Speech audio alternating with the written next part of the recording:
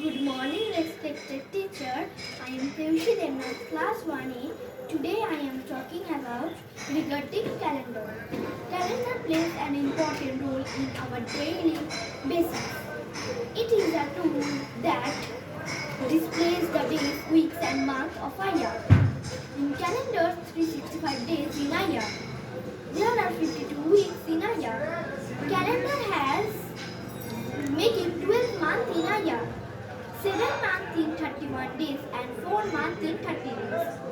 January, March, May, July, August, October and December in 31 days. April, June, September and November in 30 days. There are 4 weeks in a month.